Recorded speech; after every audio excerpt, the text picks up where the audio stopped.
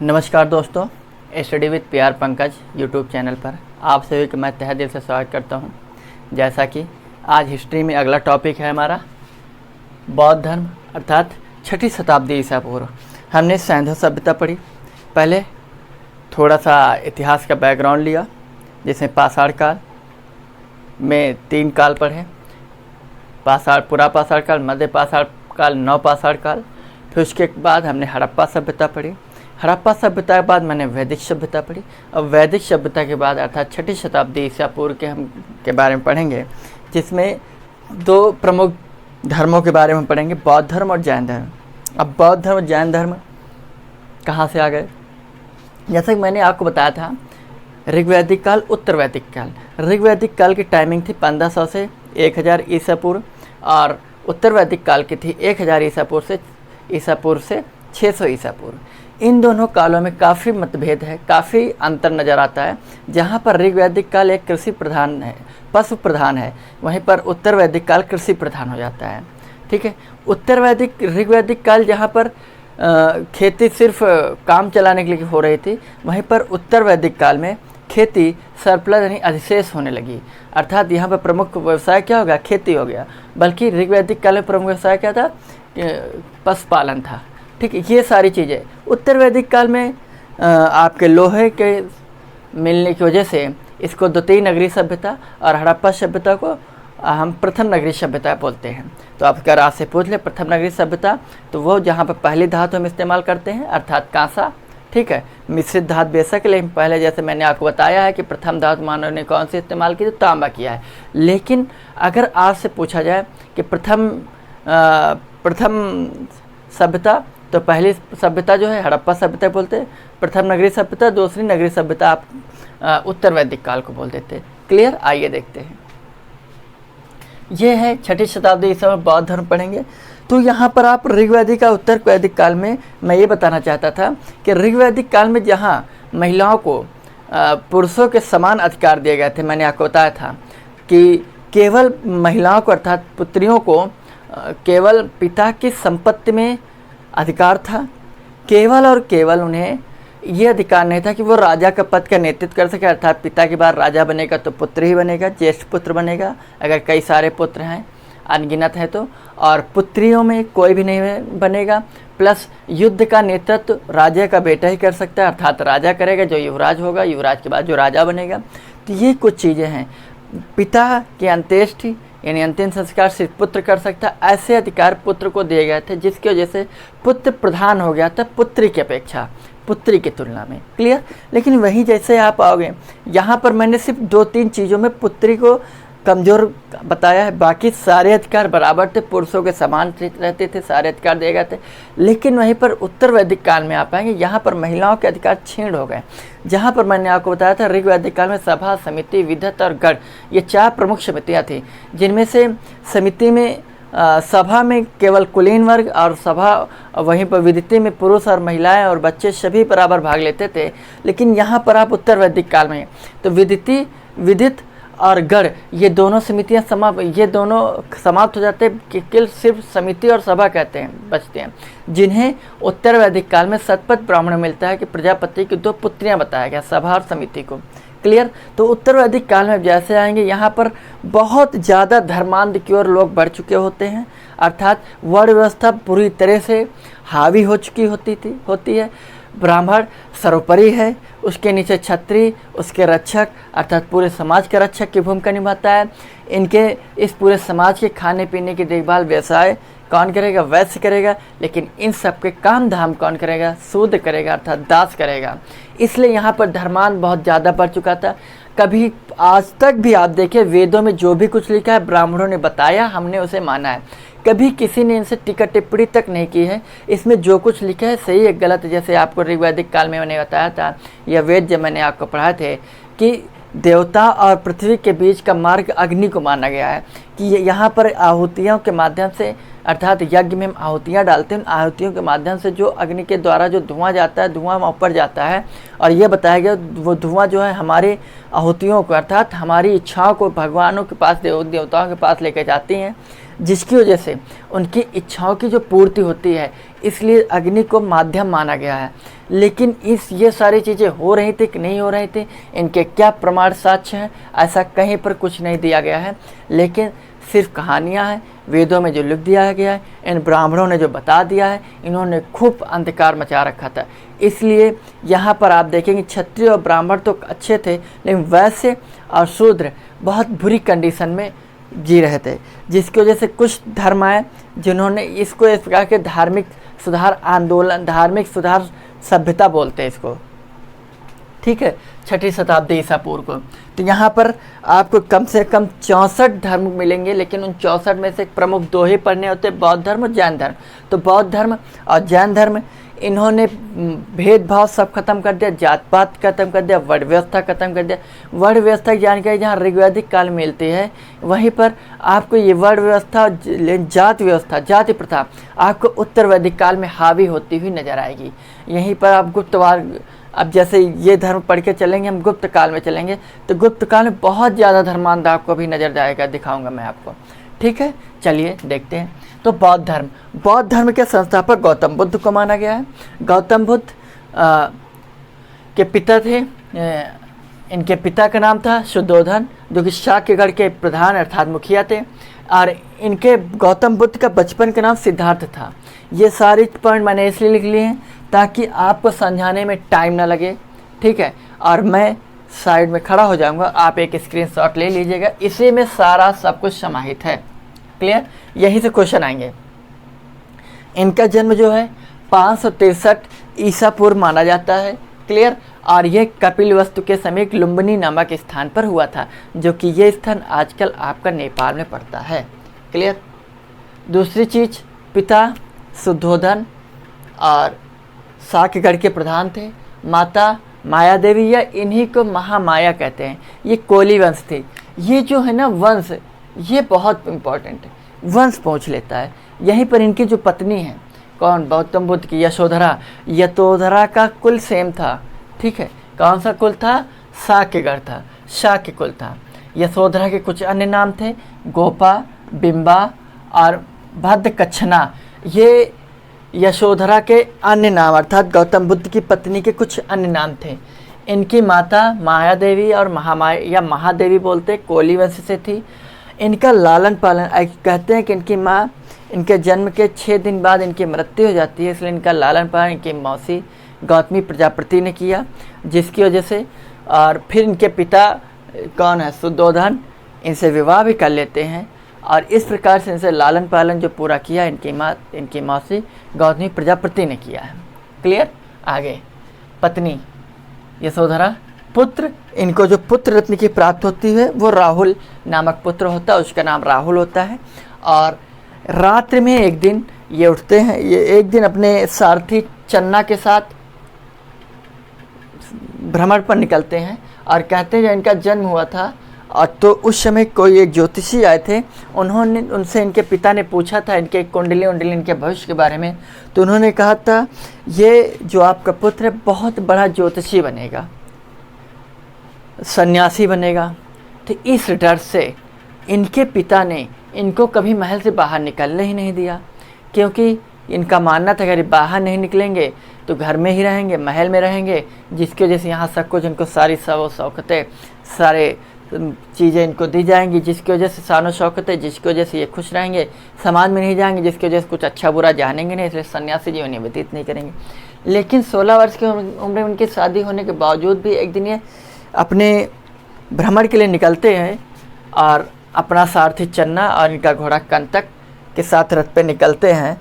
तो ये रास्ते में देखते हैं जो आज 4 आर्य सत्य बताए गए हैं कि संसार दुखों से भरा है, संसार दुखों से भरा है। कब? इन्होंने देखा कि वहाँ पर एक बीमार व्यक्ति इन्होंने देखा यात्रा में, ठीक है, जिसकी वजह से ये बड़े दुखी हुए। बीमार व्यक्ति के बाद इन्होंने देखा कि एक वृद्ध व्यक्ति देखा। तो चन्ना से पूछा ये कौन है? बोले प्रभु, महाराज, युवराज, आप भी जब बड़े हो जाएंगे आप भी वृद्ध हो जाएंगे। तो उन्होंने कहा क्या हमारे माता पिता? बोले हाँ, वो भी वृद्ध हो जाएंगे। इन्हें बड़ा कष्ट हुआ। उसके बाद इन्होंने देखा एक बीमार व्यक्ति, उससे चन्ना से पूछा ये कौन है? बोले प्रभु युवराज महाराज ये तो बीमार व्यक्ति हैं। बोले तो क्या हम भी बीमार होंगे? बोले हाँ। कहा क्या मेरे माता पिता कहीं हम वो भी बीमार हो सकते हैं? बोले अच्छा। इससे और भी ज़्यादा दुखी हुए।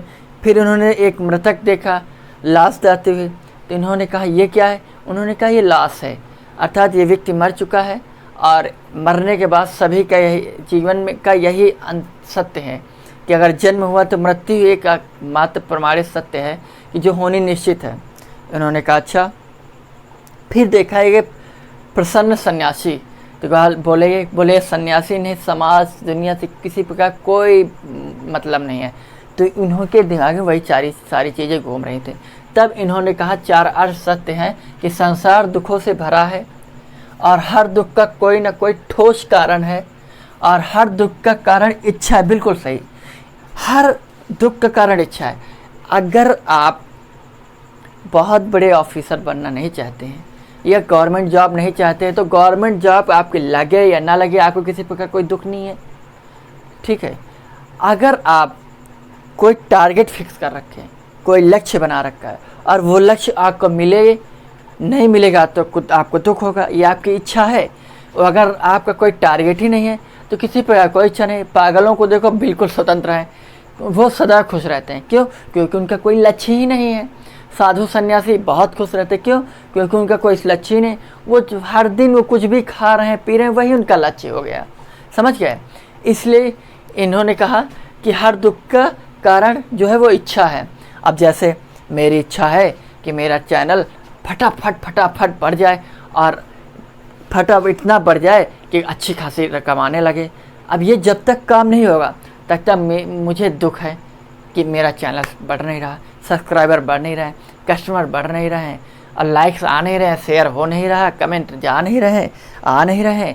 देखो क्या होगा, ये एक मेरे दुख का कारण है। जब तक मेरी जॉब नहीं लगती तो मेरे दुख का कारण क्या? इच्छा ही तो है।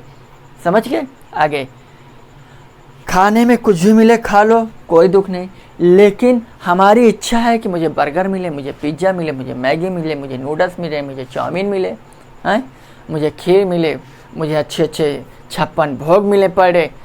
तो पर डे तो नहीं हो पाएगा, इसलिए वो इच्छा पूर्ति नहीं होगी। इच्छा पूर्ति नहीं होगी, दुख होगा।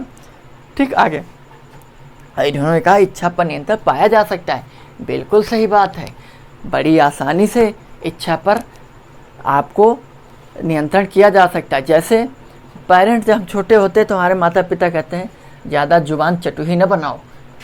मतलब कि हम जैसे कहते हैं 5 रुपये दे दो चूरन खाना है, 10 रुपये दे दो बिस्किट लाना है, 20 रुपये दे दो आइसक्रीम खाना है, समोसा खाना है। ये क्या हमारी इच्छा ही तो है। वो नहीं देंगे तो हम दुखी हैं। दुखी मतलब रो रहे हैं, ठीक है, गा रहे हैं बजाना। तो ये है 4 आर्य सत्य जिनका मेन ठोस रीजन है इच्छा, और इच्छा को नियंत्रित किया जा सकता है या नियंत्रण पाया जा सकता है इच्छा पर। अगला अष्टांगिक मार्ग, अर्थात 8 इन्होंने कुछ मार्ग बताए हैं। सम्यक दर्शन, सम्यक का अर्थ होता है सही यानी राइट, ठीक है। तो सम्यक दर्शन, सही नज़र रखो। अब यहाँ पर नज़र तो बहुत ही गलत है। अगर एक लड़का एक लड़की जा रही है तो लोग सोच लेंगे अच्छा है कोई ना कोई चक्कर तो है, तभी ये साथ जा रहे हैं, क्यों ना वो सगे भाई बहन ही क्यों ना। सम्यक संकल्प, आप जो संकल्प लेना वो बिल्कुल सही होना चाहिए। तो सम्यक दृष्टि और सम्यक संकल्प को प्रज्ञा कहा गया है। ठीक, आगे सम्यक वाक्य, कुछ भी बोलो सही बोलो, अर्थात बोलने के बाद आपको पछतावा न हो कि अगर मैं ये बात नहीं बोलता तो इंसान मुझसे दुखी नहीं होता। सम्यक जीविका, सही तरीके से जीवन यापन करें, किसी को धोखा न दें, हाँ, किसी के साथ छल कपट न करें, ईमानदारी के साथ ज़िंदगी जियो। आप भी खुश रहोगे, दूसरा भी खुश रहेगा। लेकिन वर्तमान परिस्थितियाँ इस तरीके नहीं है। अगर आप किसी को दुख या कष्ट नहीं दे रहे हो तो लोग आपको दुख और कष्ट देते रहेंगे। इसलिए एक हाथ से लो, दूसरे हाथ से दो। कोई 1 किलो आपको दुख ले रहा है, उसको फटाफट 1.5 या 2 किलो दुख भर दो यार उसकी झोली में मुफ्त में। ठीक है। सम्यक स्मृति, सम्यक यानी सही याद रख, सही सोच रखो। स्मृति मतलब यहाँ पर सोच से मतलब है। सम्यक व्यायाम, अर्थात सही तरीके से काम धाम कीजिए। व्यायाम मतलब एक्सरसाइज करेंगे सही तरीके से तो आपको बीमार नहीं होंगे। सम्यक समाधि, अर्थात सही तरीके से चीज़ों का अंत करें। सम्यक कर्मांत, अर्थात सही तरीके से कर्मों का अंत करें। तो ये जो शुरू के 2 हैं सम्यक दर्श, सम्यक संकल्प, इनको प्रज्ञा कहते हैं। बाद के 3 सम्यक वाक, सम्यक जीविका, सम्यक स्मृति, इनको सील कहते हैं। 3 सील, 3 मतलब सील में 3 शब्द आते हैं। वहीं पर सम्यक व्यायाम, सम्यक समाधि और सम्यक कर्मांत में कुछ समाधि बोलते हैं, इसमें भी 3 शब्द आते हैं। अर्थात इनके अष्टांगिक मार्गों को 3 भागों में बांटा गया, प्रज्ञा, सील और समाधि। प्रज्ञा में 2, समाधि में 3, सील में 3। क्लियर। आगे इनके 3 रत्न हैं, बहुत ज़्यादा पूछे जाते हैं, आपको पता होना चाहिए।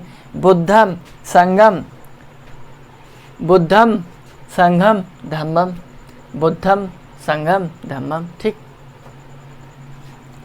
बाद फिर उसके बाद यहाँ कुछ चीज़ें अब इधर से ले लीजिए। पहले जब आप इनकी थोड़ी कहानी सुनो। जब वो पंडित जी ने बताया इनके भविष्य के बारे में कि ये सन्यासी बन सकते हैं, इसलिए इनके घर वालों ने बाहर नहीं जाने दिया। लेकिन एक दिन जब ये भ्रमण पर निकले तो जिसकी वजह से इन्हें सारी चीज़ें पता चली। ठीक है। उसके बाद रात में एक दिन अपने पुत्र और पत्नी अर्थात राहुल और यशोधरा को छोड़कर रात में निकल गए। उम्र थी इनकी 29 वर्ष की उम्र थी और 6 वर्ष कठिन तपस्या करने के बाद इन्हें ज्ञान की प्राप्ति होती है। और ये कहाँ होती है, ये सारी चीज़ें पूछी जाती हैं। ज्ञान की प्राप्ति 29 वर्ष की अवस्था में घर से निकले थे।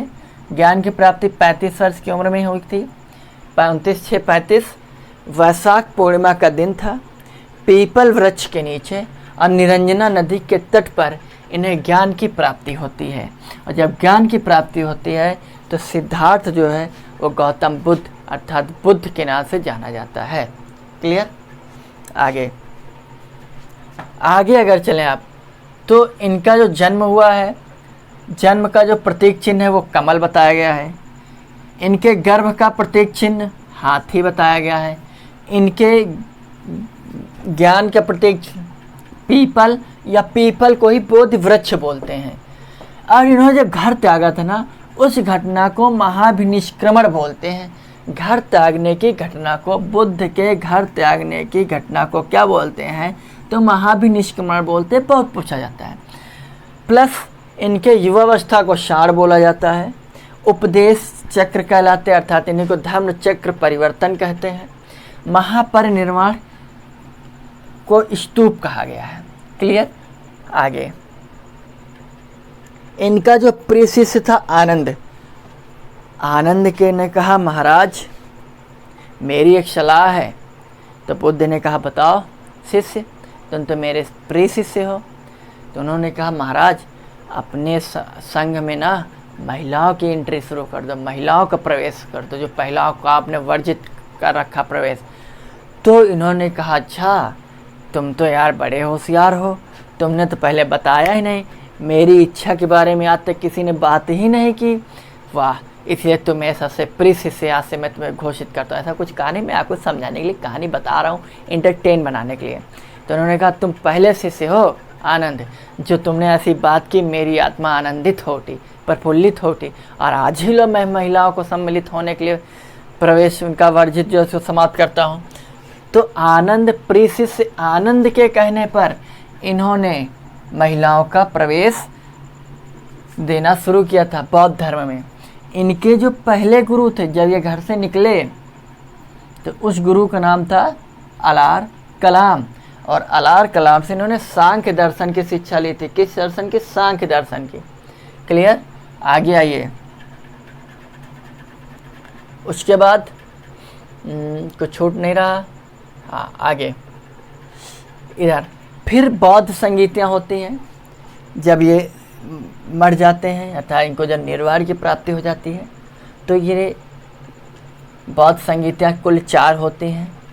पहली बौद्ध संगीत 483 ईसा पूर्व में राजगृह में, और इसके अध्यक्ष जो होते हैं वो महाकश्यप की अध्यक्षता में प्रथम बौद्ध संगीत 483 राजगृह में होती है। लेकिन उस समय वहाँ के राजा अजातशत्रु के टाइमिंग पर ये प्रथम बौद्ध संगीत होती है। दूसरी बौद्ध संगीत नेक्स्ट 100 वर्ष बाद 383 ईसा पूर्व वैशाली में यहाँ का अध्यक्ष अर्थात सुबह कामी अध्यक्ष की निगरानी में, और कालाशोक उस समय राजा होता है। तीसरी बौद्ध संगीत 247 ईसा पूर्व पाटलिपुत्र में और मोगलपुत्र तिस्स की अध्यक्षता में होती है और ये इस समय राजा अशोक होते हैं। चतुर्थ बौद्ध संगीत प्रथम शताब्दी ईस्वी में होती है और ये कुंडलवन होती है और प्लस वसुमित्र, और इसमें एक उपाध्यक्ष थे अश्वघोष, और ये कनिष्क के समय पर होती है। एक ट्रिक है, अक्सर राजा पूछ लेते किस राजा के समय पर होती, तो अका अक हो, एक ट्रिक मैंने आपको बता रहा हूँ। अका अक, आ से अशोक अजातशत्रु, का से कालाशोक, आ से अशोक, का से कनिष्क। क्लियर। बौद्ध धर्म में जो प्रमुख भाषा थी वो पाली थी, ठीक है। और प्लस उसके बाद जब चतुर्थ बौद्ध संगीत होती, बौद्ध धर्म दो भागों में बंट जाता है, एक हीनयान, दूसरा महायान। हीनयान शाखा जो है वो उस हीनयान शाखा में अर्थात हीन का अर्थ होता निम्न यानी कमज़ोर, और महायान यानी उच्च, ठीक, यानी सबल। तो हीनयान के जो लोग थे, हीनयान शाखा के जो लोग थे वो एक्चुअली में मूर्ति पूजा के खिलाफ थे। सिंपल चीज़ है, समझने के लिए बता रहा हूँ। आप गरीब हो, खाने के लिए पैसा नहीं है, तो आप हीन कहलाओगे ही, तो आप क्या मूर्ति बनाओगे, वहाँ पैसा लगाओगे? तो कहने के तात्पर्य हीनयान मूर्ति पूजा के खिलाफ थे। अब वहाँ पर मूर्ति पूजा होगी, कहाँ? महायान शाखा में। प्लस हीनयान के जो लोग थे वो गौतम बुद्ध को महापुरुष मानते थे, बल्कि महायान के लोग इनको देवता मानते थे। देवता अर्थात भगवान मानते थे। ये व्यक्तिवादी धर्म के समर्थक थे। वो परोपकार एवं व्यक्तिवादी मतलब कहने का तात्पर्य है, ये चाहते थे कि प्रत्येक व्यक्ति को अपने प्रयत्नों से ही मोक्ष की प्राप्ति होगी, बल्कि महायान का कहना था कि आप सेवा करें लोगों की, जिसकी वजह से आपको मोक्ष की प्राप्ति होगी। तो ये व्यक्तिवाद पर आधारित है, वो परोपकार और सेवा पर आधारित था।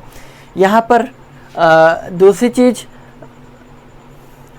यहाँ पर जो जीवन यापन था काफ़ी कठिन था, वहाँ पर जीवन यापन आसान कर लिया था उन लोगों ने, ठीक है। वहाँ पर बौद्ध के नियमों को सरल बना लिया था। दूसरी चीज़, कुछ पॉइंट यहाँ पर छूटे हुए हैं। जब बुद्ध सिद्धार्थ बुद्ध बने तो इन्होंने सबसे पहले उपदेश सारनाथ में दिए, सबसे पहला उपदेश सारनाथ में दिए, लेकिन सर्वाधिक उपदेश श्रावस्ती में दिए हैं। सर्वाधिक उपदेश श्रावस्ती में, लेकिन सबसे कम उपदेश इन्होंने सारनाथ में दिए हैं। गौतम बुद्ध के जन्म के पहले की जितनी भी कथाएं हैं उनको जातक कहा जाता है। कक्षा 3 और 4 में जब हम लोग थे तो जातक कथाओं की किताब आती थी। तो आप मान लीजिए कि जब गौतम बुद्ध के जन्म के पहले, कहते हैं इनके 500 कुछ जन्म हुए थे बुद्ध जन्म के पहले, जिसकी वजह से उन हर एक जन्म की वो कहानी जातक कथा है। क्लियर? आई बात समझ में इतनी? तो टॉपिक इसको पहले तो स्क्रीनशॉट ले लीजिए आप, ठीक है, जिसकी वजह से आपको काफ़ी सहूलियत मिलती रहे। तो आज के लिए इतना ही। अगला लेक्चर आपको जैन धर्म का होगा, ये बौद्ध धर्म, अगला जैन धर्म का होगा। और प्लीज़ ज़्यादा से ज़्यादा लाइक, सब्सक्राइब और शेयर करते रहें। और आप लोगों का सहयोग चाहिए, कमेंट के माध्यम से आप बताते रहें आपको किस चीज़ की ज़रूरत है, ठीक है। तो आज के लिए इतना है। आप सभी का बहुत बहुत धन्यवाद। Thank you. जय हिंद, जय भारत।